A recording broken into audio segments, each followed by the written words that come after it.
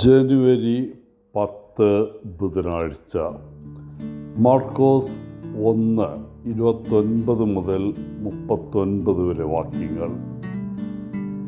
ഇന്നത്തെ സുവിശേഷത്തിൽ യേശു രോഗികളെ ശുശ്രൂഷിക്കുന്നതായിട്ട് നാം കേൾക്കുന്നു. അവനും അവൻ്റെ ശിഷ്യന്മാരിൽ ചിലരും ശിമയോൻ്റെ വീട്ടിലേക്ക് പോവുകയായിരുന്നു. യേശു ശിമയോൻ്റെ വീട്ടിലെത്തിയപ്പോൾ ശിമയോൻ്റെ അമ്മായിയമ്മയ്ക്ക് പനി ബാധിച്ചതായി അവനോട് പറയുന്നു. യേശു ഉടനെ അവളുടെ അടുത്ത് ചെന്ന് അവളുടെ കൈ പിടിച്ച് അവളെ എഴുന്നേൽപ്പിച്ചു. ഉടനെ പനി അവളെ പോയി. സൂര്യാസ്തമയം ആയപ്പോൾ അനേകം ആളുകൾ രോഗബാധിതരും പിശാചുബാധിതരുമായ തങ്ങളുടെ പ്രിയപ്പെട്ടവരെ യേശുവിൻ്റെ അടുക്കൽ കൊണ്ടുവന്നു. യേശു അവരെയെല്ലാം സുഖപ്പെടുത്തിയെന്നും ദുർഭൂതങ്ങളെ പുറത്താക്കിയെന്നും മാർക്കോസ് എഴുതുന്നു. പിറ്റേന്ന് അതിരാവിലെ യേശു പ്രാർത്ഥിക്കുവാനായി ഒരു വിജന സ്ഥലം കണ്ടെത്തി. നിശബ്ദതയിൽ വിശ്രമിക്കാനും പ്രാർത്ഥനയിൽ തനിച്ചായിരിക്കാനും അവിടത്തേക്ക് കുറച്ച് സമയം ആവശ്യമായി വന്നിരിക്കണം. സഭയുടെ ജീവിതത്തിൻ്റെ ഒരു പ്രധാന ഭാഗമാണ് സൗഖ്യ ശുശ്രൂഷ. കാരണം രോഗശാന്തിയും രക്ഷയും ഏതാണ്ട് ഒന്നു തന്നെയാണെന്ന് യേശു പഠിപ്പിച്ചതുകൊണ്ടല്ല, ദൈവവുമായുള്ള നമ്മുടെ തകർന്ന ബന്ധം പുനഃസ്ഥാപിക്കുവാൻ രോഗശാന്തി സഹായകമാകുന്നു. ഈ പുനരുദ്ധാരണ പ്രവാഹത്തിൽ നിന്ന് നാമും മറ്റുള്ളവരുമായും മറ്റു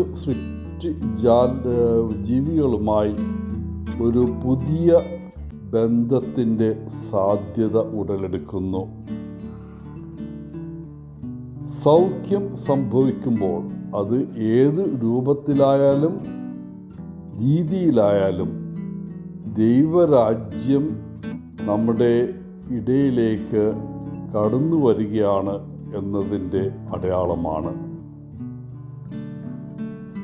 ഇന്ന് യേശു നമ്മുടെ പട്ടണത്തിൽ വന്നാൽ നാം അവനെ സമീപിച്ച് നമ്മെ സുഖപ്പെടുത്താൻ അവനോട് ആവശ്യപ്പെടുമോ?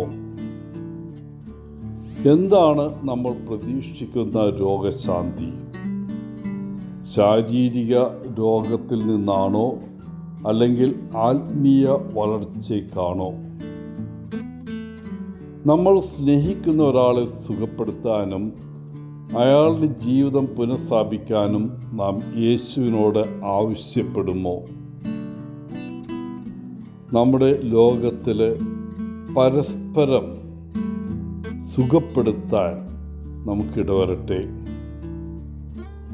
നമ്മുടെ പാപങ്ങളിൽ നിന്ന് നമ്മെ ശുദ്ധീകരിക്കാൻ നാം യേശുവിനോട് ആവശ്യപ്പെടുമോ?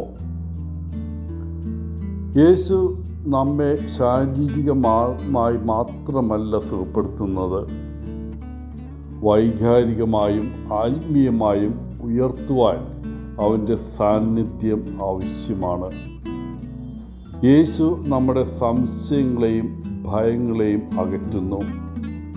അവൻ നമ്മുടെ കുറ്റബോധം ഇല്ലാതാക്കുകയും നമ്മുടെ ഹൃദയത്തിലും മനസ്സിലും സമാധാനവും സന്തോഷവും നിറയ്ക്കുകയും ചെയ്യുന്നു. നമ്മിലും മറ്റുള്ളവരിലുമുള്ള ഭൂതങ്ങളെ പുറത്താക്കാൻ നമുക്ക് യേശുവിനോട് ആവശ്യപ്പെടാം. പ്രിയപ്പെട്ടവരെ, നിങ്ങൾക്കും നമ്മുടെ ലോകത്തിനും വേണ്ടി നിങ്ങൾ ആഗ്രഹിക്കുന്ന രോഗശാന്തി എന്താണെന്ന് ചിന്തിക്കുക. ദൈവം നമ്മുടെ പ്രാർത്ഥന കേൾക്കും. നമുക്ക് ഉടനടി പ്രതികരണം ലഭിച്ചേക്കില്ല, പക്ഷേ ദൈവം പ്രവർത്തിക്കുന്നുവെന്ന് ഉറച്ചു വിശ്വസിക്കുക. തീർച്ചയായിട്ടും നമ്മൾ പ്രതീക്ഷയോടെ കാത്തിരിക്കുന്നു.